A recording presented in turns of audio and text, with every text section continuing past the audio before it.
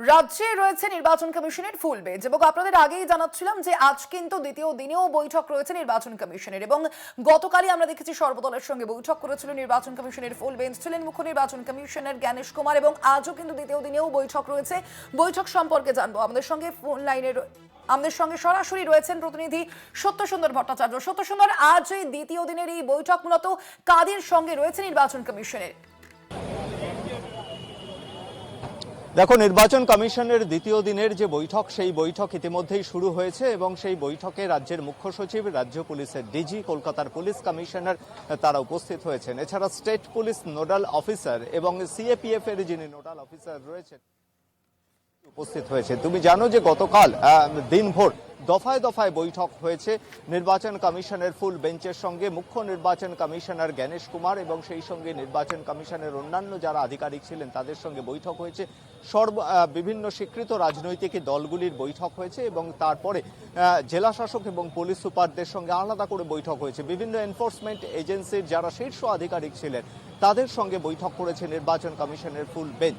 সেক্ষেত্রে ইতিমধ্যেই জেলা ভিত্তিক যে রিপোর্ট নির্বাচন কমিশনের কাছে এসেছে তাতে গতকালই কিন্তু স্পষ্ট বার্তা কমিশনের তরফে দেওয়া হয়েছিল, যে বার্তা দেওয়া হয়েছিল যে হিংসা মুক্ত পরিবেশে নির্বাচন করতে হবে।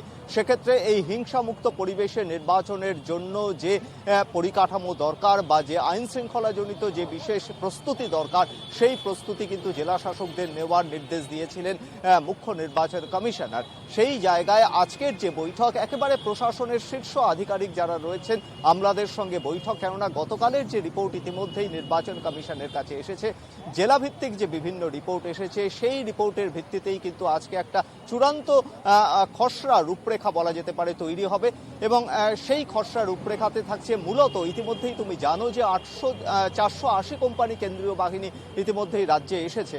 ফলে সেই কেন্দ্রীয় বাহিনীর সংখ্যা আরও বাড়বে, কিন্তু এই কেন্দ্রীয় বাহিনীকে কিভাবে ব্যবহার করা হবে এবং কেন্দ্রীয় বাহিনীর সঙ্গে রাজ্য পুলিশের সমন্বয় রক্ষার ক্ষেত্রে যে স্টেট পুলিশ নোডাল অফিসারের একটা বড় ভূমিকা রয়েছে সেই বিষয়টিও কিন্তু নির্বাচন কমিশনের তরফে এর আগেই জানিয়ে দেওয়া হয়েছিল। ফলে আজকের যে বৈঠক, একদিকে যেরকম সিএপিএফ এর নোডাল অফিসার থাকছেন, অন্যদিকে রাজ্য পুলিশের নোডাল অফিসার থাকছেন, কোঅর্ডিনেশন কেন্দ্রীয় বাহিনীকে কিভাবে ব্যবহার করা হবে যাতে কেন্দ্রীয় বাহিনীকে কোথাও বসিয়ে রাখা না হয় এবং প্রত্যেকটি বুথে কেন্দ্রীয় বাহিনী রাখার যে সিদ্ধান্ত নির্বাচন কমিশন নিয়েছে তার আগেভাগেই ভোটের দিন ঘোষণার আগে কেন্দ্রীয় বাহিনী যে 480 কোম্পানি বাহিনী পাঠানো হয়েছে সেই বাহিনীকে কিন্তু ইতিমধ্যেই বিভিন্ন জেলাতে রুট মার্চের কাজে ব্যবহার করা হচ্ছে। ফলে কেন্দ্রীয় বাহিনীর একটা বড় ভূমিকা রয়েছে। গতকালও কিন্তু বিজেপির তরফ থেকে দাবি জানানো হয়েছিল নির্বাচন কমিশনের কাছে যে ভোটের লাইনে যে সমস্ত ভোটাররা থাকবেন তাদের আইডেন্টিটি চেক করা, সেই বিষয়টাও কিন্তু কেন্দ্রীয় বাহিনীকে দায়িত্ব দিতে হবে।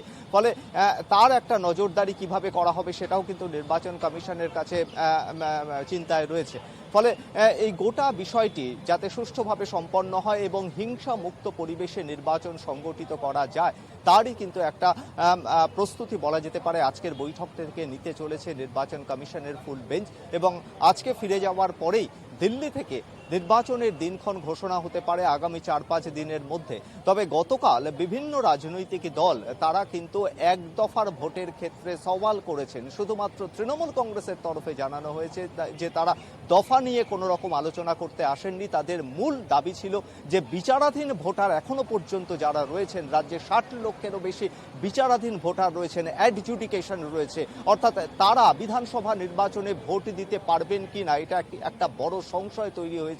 সেই বিষয়ে নির্বাচন কমিশন কি ভাবছে? তুমি জানো যে আজকে দেশের শীর্ষ আদালতে এসআইআর এর শুনানি রয়েছে, সেই শুনানিও কিন্তু যথেষ্ট গুরুত্বপূর্ণ। একদিকে যেরকম ফুল বেঞ্চের দ্বিতীয় দিনের বৈঠক, তার পাশাপাশি দেশের শীর্ষ আদালতে এসআইআর শুনানি, সব মিলিয়ে প্রস্তুতিতে কোনো রকম খামতি রাখতে চাইছে না নির্বাচন কমিশন এবং সেই লক্ষ্যে প্রশাসনিক শীর্ষ আধিকারিকদের সেই নির্দেশ দেওয়া হয়েছে।